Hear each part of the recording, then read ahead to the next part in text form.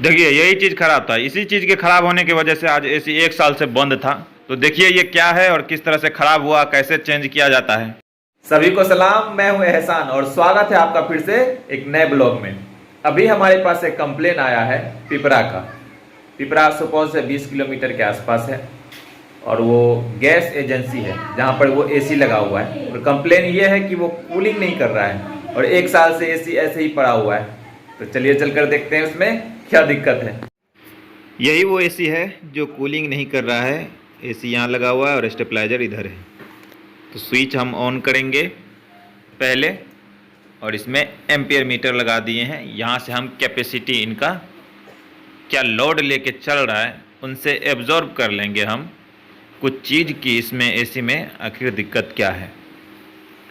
जिस तरह से डॉक्टर एक नस को पकड़ के, डॉक्टर हाथ पकड़ के नस के जरिए एक अनुमान लगाता है कि मरीज को क्या दिक्कत है, पेशेंट को क्या प्रॉब्लम है, सेम उसी तरह स्टेबलाइजर में देखिए, स्टेबलाइजर में वोल्टेज कम आ रहा है लेकिन स्टेबलाइजर जो वोल्टेज अच्छा खासा बनाकर दे रहा है एसी को। तो एम्पियर मीटर जो हम लगा चुके हैं और अब वेट कर रहे हैं कि कंप्रेसर जैसे ही ऑन होगा तो वो क्या लोड लेके चल रहा है।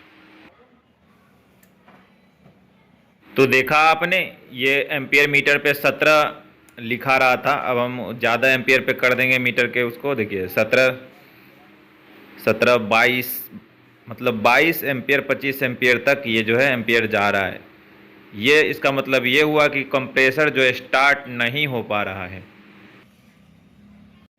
आउटडोर जो है इनका यहाँ लगा हुआ है जस्ट इनके पीछे, और ये जो है नॉन इन्वर्टर एसी है। तो इनमें कैपेसिटर एक लगा होता है कंप्रेसर को स्टार्ट करने के लिए।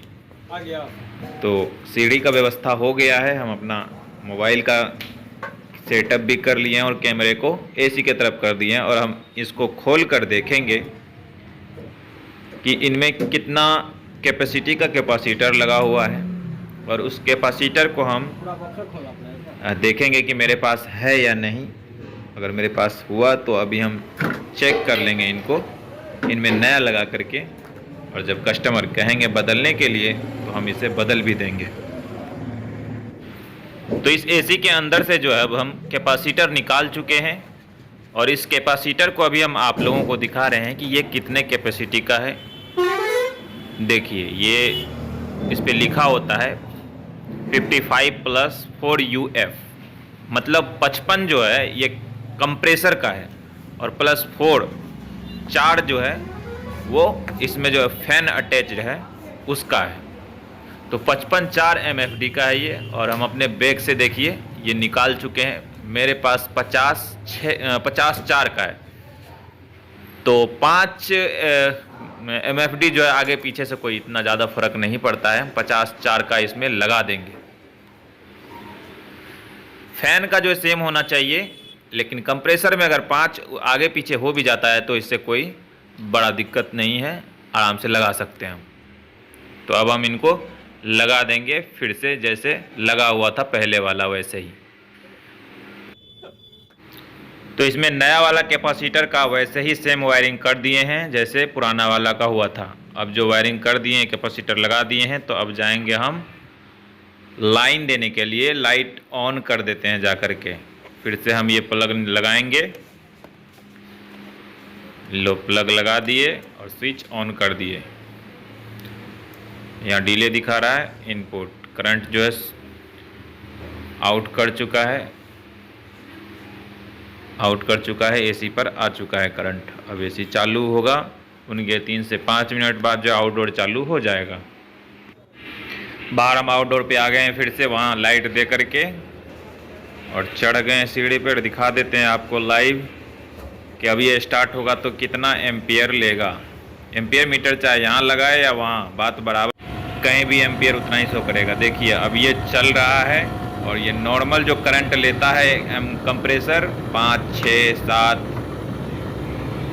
अब ये 6.5 7 एम्पियर लेके चलेगा जो नॉर्मल लेके चलता है। कभी 6.5 एम्पियर ले रहा है और कूलिंग रिटर्न भी सही आ रहा है, एकदम फर्स्ट क्लास। देखिए रिटर्न भी एकदम मस्त आ रहा है।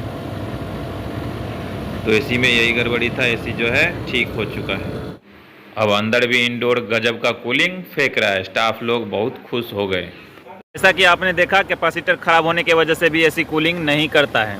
जिस तरह से हम चेक किए कि कैपेसिटर ख़राब है और जिस तरह से हम चेक किए उसी तरह से हर एक टेक्नीशियन जो है एसी को चेक करता है और पता लगाता है कि कैपेसिटर ख़राब है। ज़रूरी नहीं है कि ऐसा होने पर सिर्फ कैपेसिटर ही ख़राब हो सकता है, कंप्रेसर भी ख़राब होने का चांस रहता है।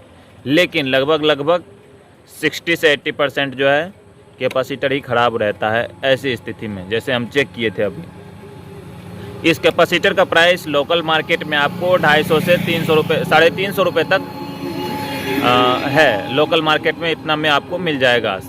कैपेसिटर का जो है प्राइस इनके कैपेसिटी पे भी डिपेंड करता है, लेकिन 250 से 350 रुपये तक ही रहता है, उससे ज़्यादा नहीं होता है। लोकल टेक्नीशियन आपसे लगभग वही 500 से 800 रुपये तक इस कैपेसिटर का ले सकता है और प्लस अपना जो सर्विस चार्ज है। तो टोटल कुल मिला के लगभग 1000 रुपये तक में लोकल टेक्नीशियन आपको कर सकता है। उससे ज़्यादा अगर लेगा तो समझिए कि ज़्यादा ले रहा है।